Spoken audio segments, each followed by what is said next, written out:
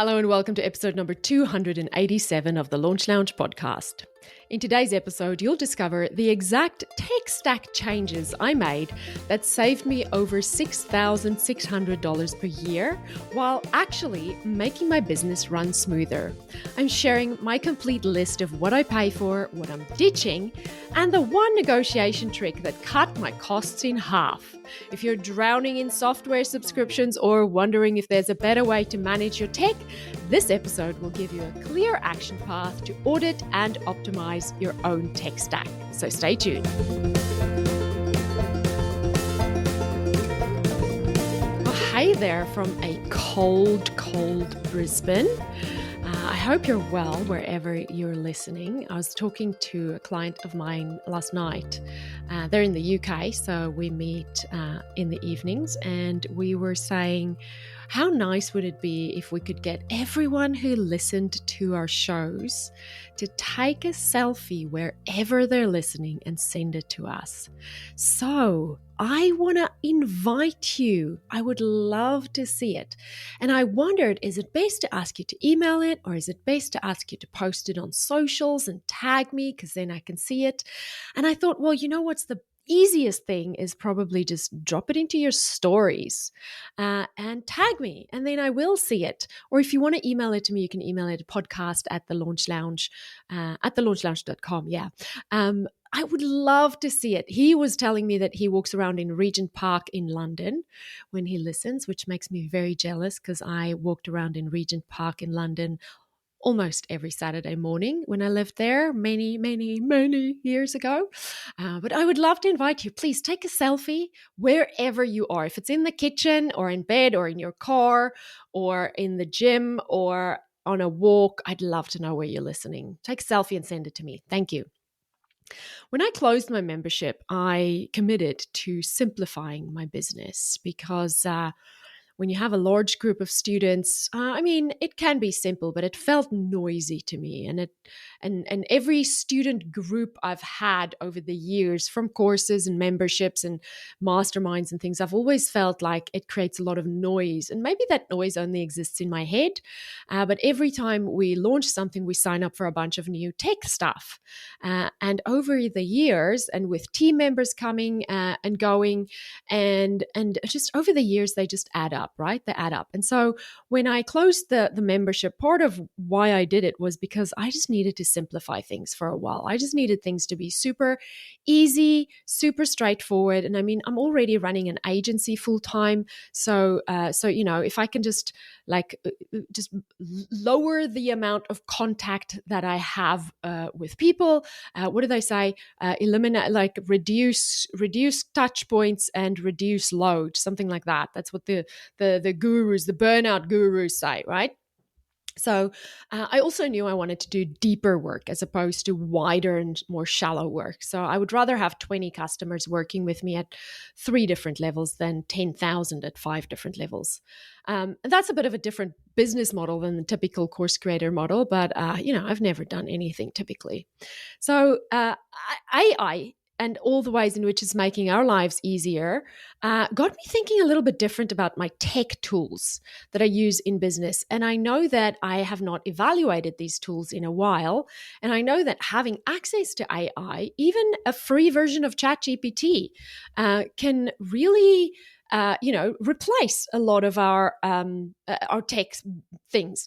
And it's funny because you guys know what I've been going through with ActiveCampaign. I've only shared the tip of the iceberg. Like, the plot thickens, you guys. It is just beyond me, these people, right? Beyond me.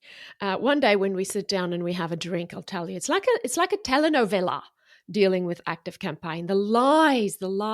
Anyway, I've whinged about ActiveCampaign a lot. But yesterday I got an email from Yoast. Now, Yoast is a software system that I'm subscribed to, that I use. And they send almost verbatim the same email that ActiveCampaign sent out, starting with, we've added all these new integrations, right? As soon as the email starts, starts, we've added all these new integrations. And then they tell me about how they've integrated AI now into the software platform. And now we'll be able to do this, this, and this, and the other thing. And therefore, we're increasing the price. And the next time your price goes, your direct debit comes out, it's going to be, instead of this much, it'll now be that much. And it's exactly the same model. I'm like, who's teaching the SaaS companies this? It's exactly the same thing. I'm forcing a price increase on you, but I'm leading with, here's all the new stuff you get. And the irony of this, to me, the absolute irony is, I don't think these SaaS companies realize what a threat AI is to them. And they're all adding AI to their platforms, which they should. Otherwise, they're going to become blockbuster video, right? They should be adding AI.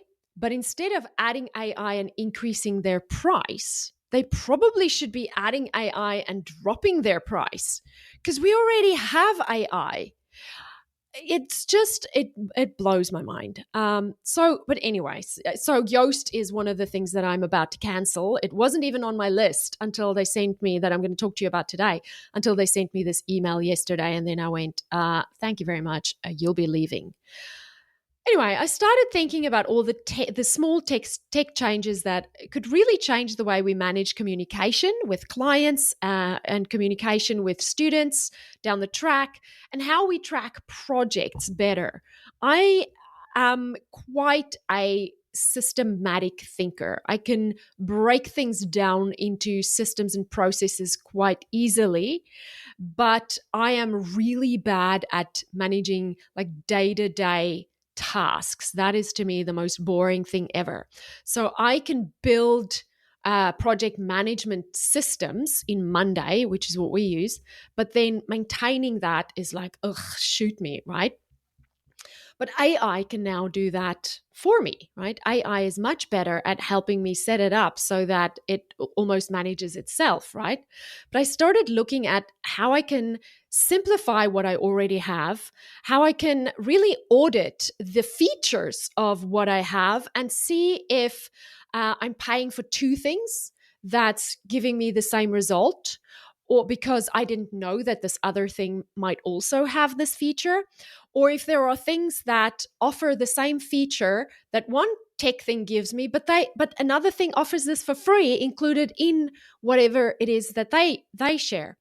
And then the other thing that I realized is in this process is, when you reach out to these SaaS companies, their prices are always negotiable. Now, when you grow up in Western society, negotiating on prices is not something we are taught. That's why we all feel like sales is gross, right? We don't negotiate prices. We just take it for sticker value. Like whatever's on the sticker, that's what we pay. It seems to me like these SaaS companies, their prices are always negotiable. So I went through my tech stack, and I'll share with you exactly what is on this tech stack. And I want you to hold on to your hat, right? Okay. So here's a list in no particular order. It's just literally how I pulled it out of my bookkeeping software. Claude, $7 a month. $8 a month. And this is Aussie dollars. So some of these I pay for in US dollar, and then it gets converted to Aussie.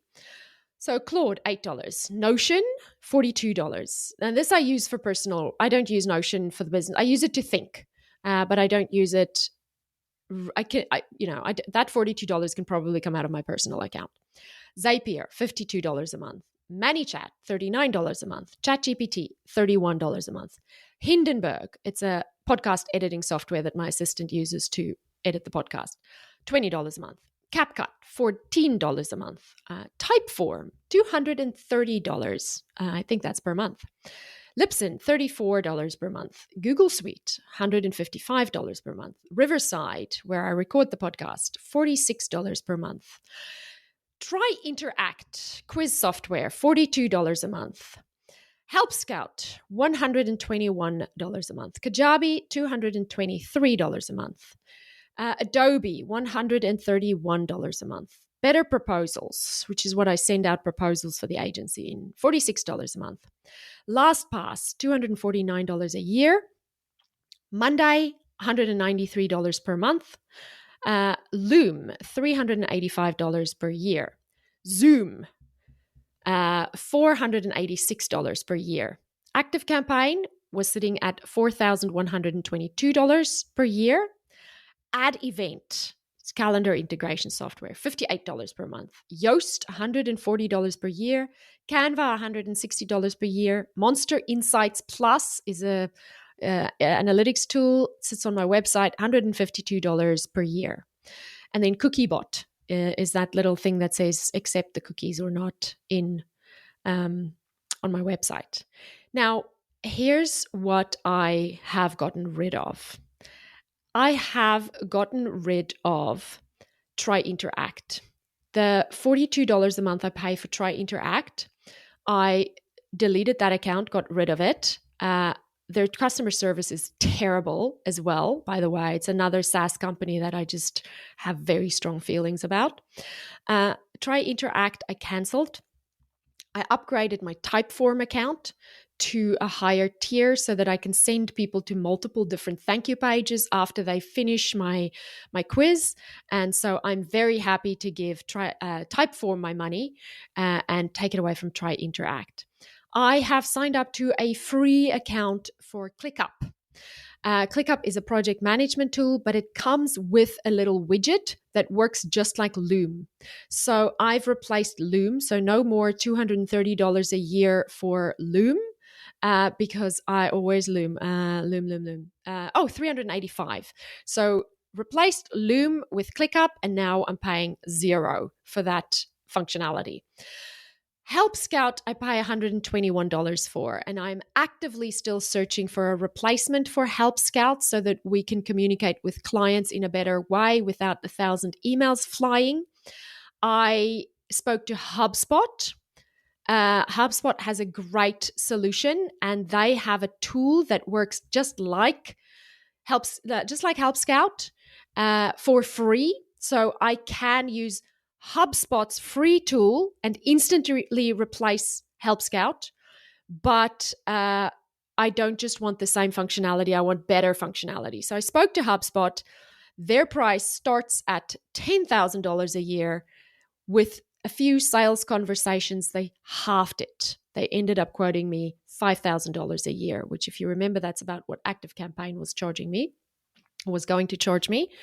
So HubSpot was a great option. The problem with HubSpot was the salesperson said they'll lock this in for me for 36 months. And I went, yeah. And then after 36 months, you're just going to pull an ActiveCampaign on me. And she went, no, we're not going to do it. And I went, yeah, you're not going to be around 36 months from now. So I'm not going to take your word for it.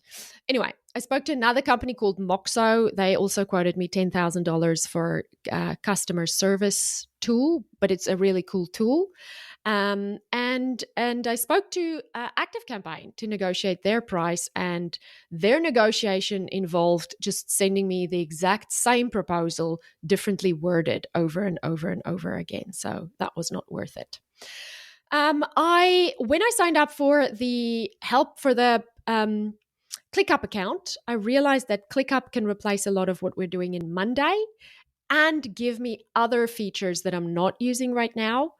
And then with playing with ClickUp, I realized that I'm going to have to learn how to use ClickUp properly before replacing Monday, because my Monday is pretty set up and I'm fairly happy with Monday. I looked at Kajabi, $223. And because I don't have any active student groups, but I have about 10 courses sitting in there that students have lifetime access to, that I would love to move to something better. Now, let me say better. When I say better, I think Kajabi is really great at hosting courses. I think Kajabi is really terrible at everything else they do. And they price their services as a, fully functioning all-in-one thing. Kajabi is not all-in-one. Kajabi's email functionality is bad, right? So don't use Kajabi as an email service provider. But as a course host, they are as good as any other. I am looking for something that facilitates more of a group coaching, more of a group coaching facility where we can have journals and write to each other asynchronously in an easy to understand way. Kajabi does not do that yet. So I'm still looking for a replacement for Kajabi. We'll see what I come up with. I've signed up to Kit. You know that because I'm replacing ActiveCampaign. Kit is $46 a month at this stage. While I'm migrating, I'm on the lowest plan. Once I've finished migrating, I'll move to the higher plan, which I think is $99 a month. That is the best deal ever, hands down. Now, I know there's functionality that I had in ActiveCampaign, specifically around building really fancy automations that Kit doesn't do. But I have found a workaround for every single one of my fancy automations from ActiveCampaign using Zapier. So Zapier and Kit gives me the exact same functionality as what I had in ActiveCampaign for a fraction of the price. So I love that. Better proposals. That's one that has to go. I use it only when I send proposals out to clients. It is wonderful at creating beautiful proposals for clients, but whatever the thing is that's going to replace Help Scout has to include proposal software as well. So then I can get rid of better proposals. Monday, like I said, I love it, but I'm starting to flirt with ClickUp a little bit. So we'll see where that goes. ActiveCampaign has to go. They have to go. They're gone. I don't trust them. They're a bunch of snakes. Can't stand them. Don't want to deal with them ever again. Ad event, I canceled instantly because I don't need it anymore since I don't have students who need live updates for calendars that need to be integrated.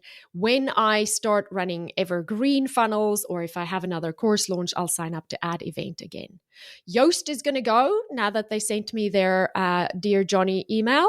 Canva I love, and that's going to stay. Monster Insights can probably go. I was looking at it yesterday. It can probably go.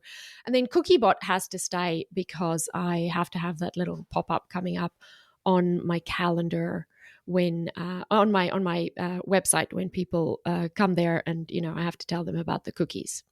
So there you have it. That's my current tech stack. That's what I'm working with. So that's my complete tech transformation and the lessons I learned along the way. Keep in mind, no tech stack is perfect, and tech will never make things easier that are caused by our own thinking or our own lack of using tools to their fullest potential. No software is a miracle, and everywhere you go, there you are. New tech won't solve fundamental business challenges. But here's what I want you to remember. All software companies have the ability to negotiate.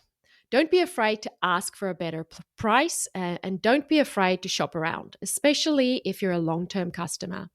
The worst they can do is say no, but you might be surprised how willing they are to work with you.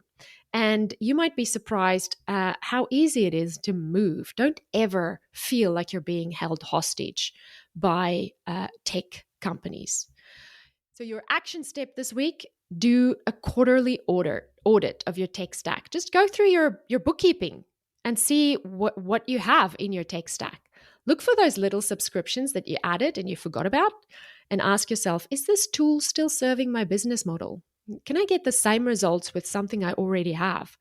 Or could I replace this with multiple tools with one that does it all? Or can I use AI and Zapier and get the same things done? And remember, don't change for the sake of changing. If something works well enough and the disruption isn't worth the savings, like Monday for me, keep what you have. But if you're paying for tools you barely use, or your business model has evolved, it might be time for a cleanup. Now go forth and build your freedom empire with a tech stack that actually supports your goals, instead of draining your bank account. See you next time. Bye. Before you go, If today's episode helped you, imagine how many more lives could be transformed if other creators, coaches, and experts found these strategies too. Your shares and reviews help more course creators discover how to get their knowledge out into the world. Please take a moment to rate the show and leave a quick review. When you do, we get to reach more people and we make a bigger impact together. Because when more people who help people succeed, the world becomes a better place. Thank you.